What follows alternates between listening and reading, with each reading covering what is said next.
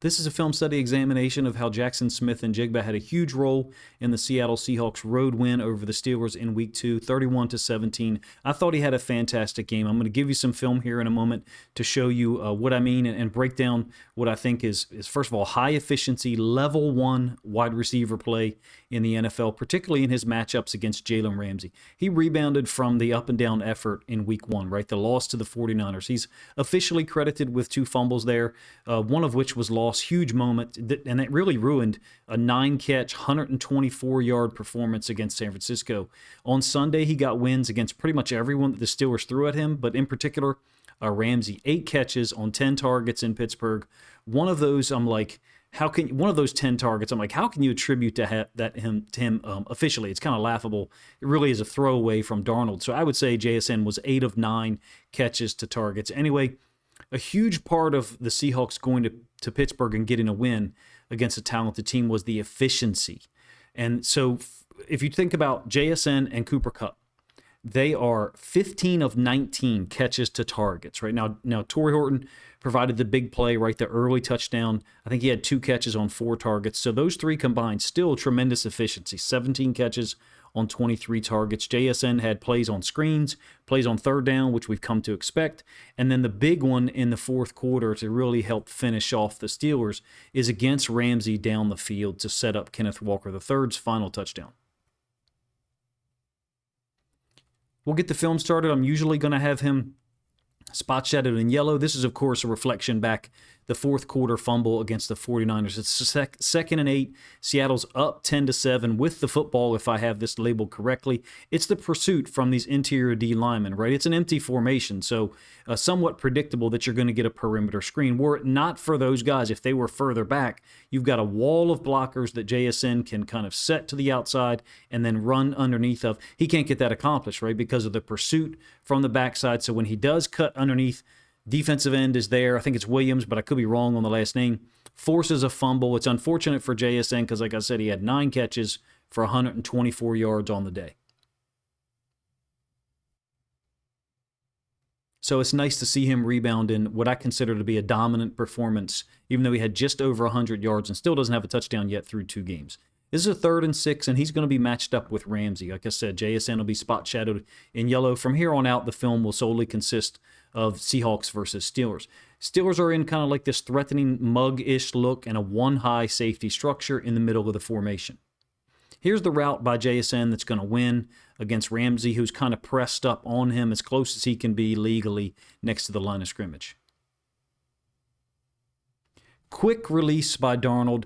In some of these man situations, it's my opinion, against the Steelers, he knew where he was going with the ball. He knew the matchup that he trusted. This is first possession, first 3rd down, in fact, and Darnold hits a strike here over the middle to JSN. Now, I do think that ball security's got to continue to be a focus because we've got him here falling to the ground. There was contact, and the refs were right on top of this. They ruled it a completed catch immediately, but you'd still like to see him secure the football a little tighter such that you don't even get into questionable situations like this where the referees could ruin what was really a big play. And I thought he adjusted, to be honest with you, thereafter.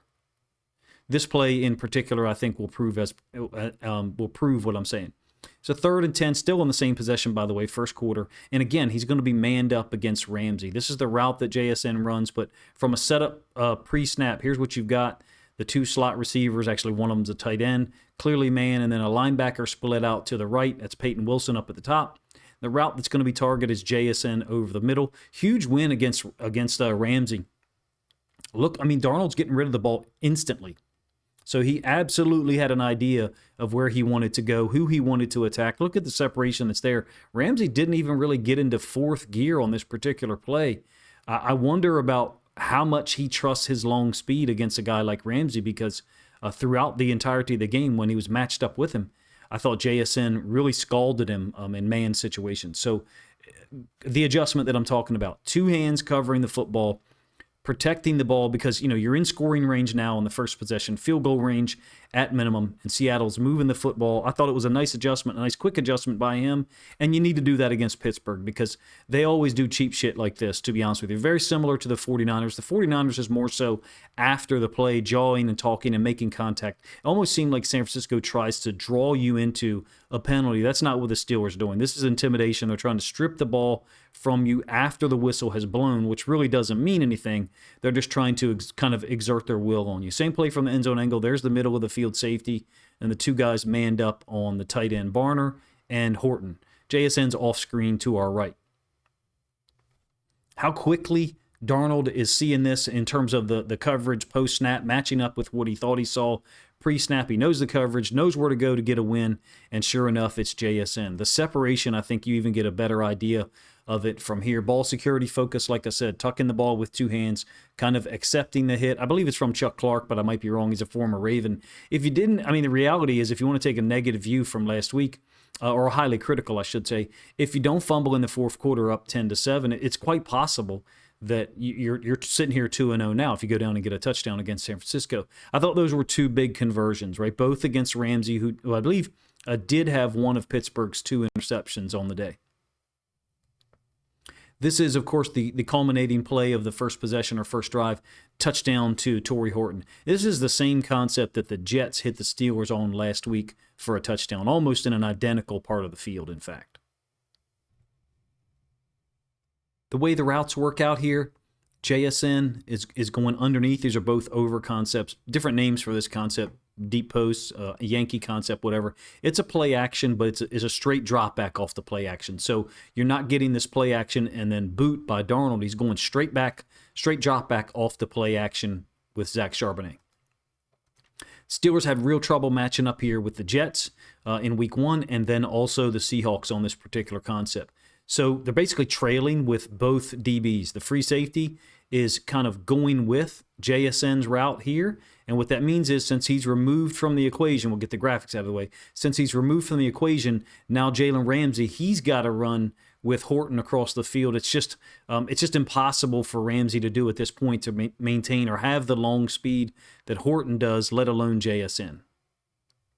It was a great moment for real. Horton didn't have a whole bunch of targets. I think he had 4 in this game, 2 catches for 32 yards. Didn't have a single target last week, in fact. To get the early touchdown to a young guy like that, looking back on it in hindsight, right, with the efficiency that you get from Kupp and JSN, you can see the plan at wide receiver. I mean the front office's plan with those 3 guys, right?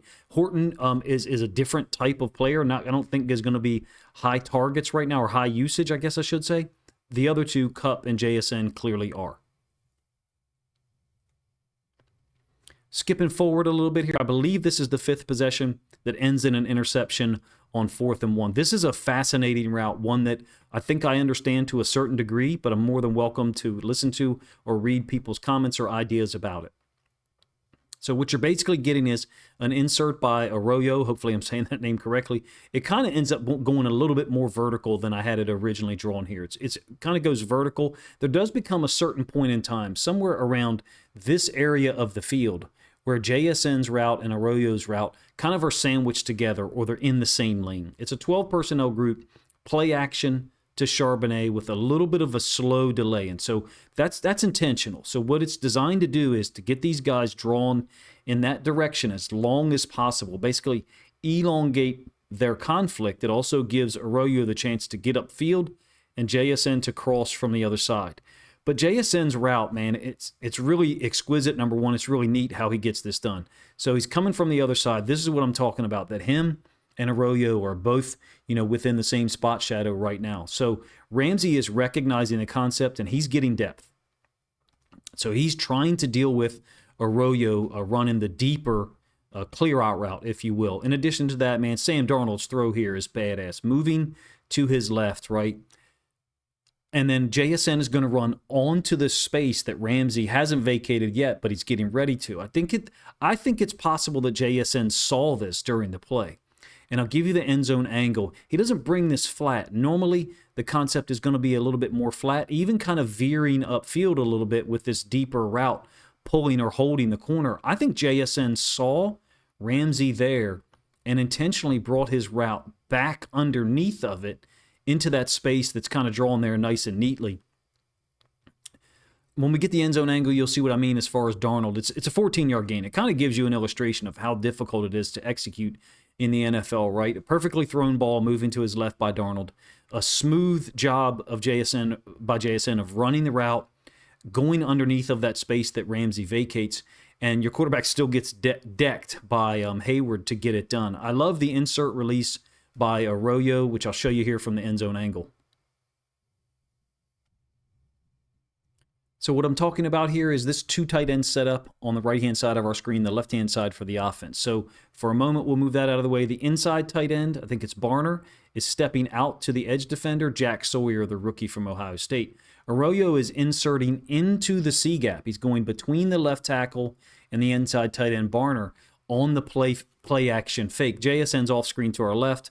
His route is illustrated by this yellow line. It's not really to the depth that it occurs. It's the best I can do with the space that I have on screen. So a little bit of a delay, and you also have a pulling guard right here. And that is really designed to hold these inside linebackers, get them to move as far as possible in that direction to our left or the Seahawks offense's right. These two end up hitting near each other briefly, Arroyo and JSN. They're not there yet, but we'll call attention to Darnold booting out to his left or right on the screen. Just the horizontal conflict that's created, right? The inside linebackers flowed to their left, and then the actual intention of the play or the point of attack is to their right. Hayward is going to come through and just absolutely hammer Darnold on the throw. But look at JSN, man. He's going to run underneath of the direction that I think he's predetermined to go on. I don't think he's supposed to. Really, he's not flattening his angle. He's cutting the angle. He's cutting his route down and bringing it back. Watch him point to Darnold. And then the shot that Darnold takes here just after the throw. Physical game that these guys play. And I think it just illustrates the high-level efficiency that's here on this offense right now against a tough, talented Pittsburgh Steelers defense. Moving way forward here into the third quarter, this is going to be a little bubble screen to JSN. Again, he's matched up against Jaylen Ramsay. It's a 14-14 tie. I think this is the possession late third quarter into the fourth where Seattle goes down and gets a field goal to go up 17-14. And then, of course, George Halani recovers the kickoff in the end zone. So the horizontal conflict is created here a little bit differently. Running back is crossing the face, and that's going to hold the edge defender for a moment. Okay, I think it's Nick Herbig, who's a very underrated football player, if you ask me. So holds him for a moment, and then JSN's job here is to press the sideline as much as he can. Not, sideways, laterally, but press the sideline so he can get away from this defender. Because you have the numbers now. 3-on-2. Really, it's 3-on-1. The two additional blockers for the Seahawks, they're going to go pick up Ramsey and then the outside corner. JSN's job is to beat the inside linebacker, Wilson, who's extremely fast and very athletic, is to beat him to the blocking scheme. Wilson still makes the tackle. He still gets there and makes contact, along with Chuck Clark, I believe it is. This is a really nice play call because it's 2nd and 10. And it creates a manageable third down, right? In fact, JSN almost got him there. He almost converted it. They converted, I think, on the next play, go down and take a 17-14 lead. And then, like I said, they get the touchdown recovery to turn it into a 24-14 margin. Fourth quarter here, and JSN's actually not targeted, okay? This is 24-17. This is going to be the drive where is capped by Kenneth Walker III's 19-yard touchdown run on 3rd and goal from the 19. So I'm going to show you a two-play sequence here leading up to that. I've already done a video on Kenneth Walker III. If you haven't checked it out, please do so at the conclusion of checking this one out.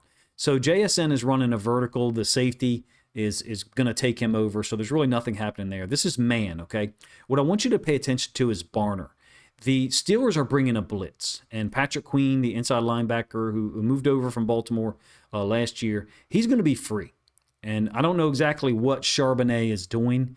To me, there's got to be something that's done better in this case in pass pro from a Charbonnet standpoint. There's a lot going on. First of all, anytime, well, you guys aren't going to play, the Steelers for a long time, but anytime TJ Watt is lined up on the right, something's wrong. Something is happening. Something is up because that's not where he plays. He rushes from the left-hand side of the defense. This is a really nice job by Darnold of getting out of here. And then, unfortunately for the Steelers, Peyton Wilson just doesn't stay with Barner, who kind of slides into the open space. Wilson is super fast, like I said. And so he's going to be able to catch Barner, but not until, I should say, he converts the third down. It's just a really nice job of Darnold, if you ask me, who's, not super athletic, not very quick afoot, but here was able to spin away from trouble, get the ball to Barner to convert an extremely important third down. JSN wasn't involved on that one at all, right? He is on the next one, certainly. This is really the dagger, if you ask me, or the first of two daggers that Seattle's offense delivered. This is the very next snap. And he's going to go against Jaylen Ramsay one-on-one. It's a 24-17 games, like I said, and it's a 1st and 10 out of 21 personnel. So they're going to go max pro with this. The tight end's working across. He's going to protect. The fullback and the tailback, Charbonnet, are both going to protect as well. This, to me, is a attempt to hit a knockout. They're trying to KO the Steelers, and they're trying to do it emphatically. There's 3 position players who have stayed in to block, both running backs, the fullback and Charbonnet, and then the tight end working his way across. So I think this is max pro, and you've got Kupp coming across or JSN on the vertical. Now, JSN doesn't have him beat yet, right? But he does now.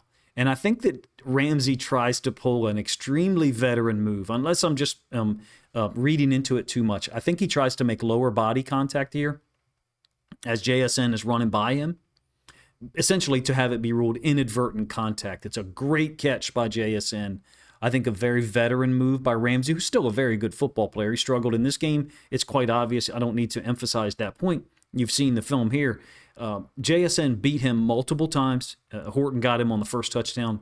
I think that Ramsey's set up for a big year in Pittsburgh. They're a fast, physical group, and that's why I think this is such a great win for Seattle. JSN and Cooper Kupp, for that matter, are at the forefront of it. The wide receiver group played a big role. Kenneth Walker III getting over 100 yards, capping it with that 19-yard touchdown run to really finish off the Steelers. Like I said, I did a film study video on that one. Please check that one out if you enjoy my work, that is, and you'd like to hear me break down some of the run schemes and the reasons why I think Walker was able to spring free so often against Pittsburgh. But to focus back on JSN for a moment, he's still only 23 years old. He started the year now with, I think, 17 catches on 24 targets. Actually, 17 on 23. No touchdowns yet. I think that'll arrive soon. This game was a brilliant answer or response, I guess, after that fumble in week 1 that really opened the door to the 49ers. That was a difficult loss at home. To me, this win is even better than that loss. It's on the road against the Steelers, who have got Aaron Rodgers, Jaylen Ramsay, DK Metcalf. You guys know really well, obviously. That's a deep and physically imposing defense as well that has a lot of speed. They try to bully people. I talked about at least one of the cheap little tactics earlier in this video. JSN didn't let it bother him. And in the game's biggest moment, this one that I just showed you here, he came up clutch. That's a 43-yard catch against Ramsey and man. One-on-one up the left hash, or left seam, and he sealed the deal. Walker then punched it through on the 19-yard pin pull pitch play. I enjoyed trying to make this video for you guys. Increasingly, these videos take a tremendous amount of production time. You can probably figure out why. It's fun to do, so if you enjoy the video and you want to see me do more of them in the future, please consider liking and commenting on the video. It really helps the videos get pushed out to a larger audience. Any engagement, any interaction, I guess I should say, helps the videos get pushed out to a larger audience, and that, of course, influences people like me, content creators, to make more content like this, which is what I want to do. I want to see the Ravens, Lions, and Seahawks win as many games as possible and create as many videos as I can to entertain you guys if you find them entertaining at all. If you don't, feel free to let me know in the comment section on how I can improve my work. Finally, if you think other Seahawks fans would enjoy this film study look at JSN and his 8-catch, 100-yard performance in the Week 2 win over the Steelers, then please consider grabbing a link to this video, sharing it out on social media to help this content get more reach.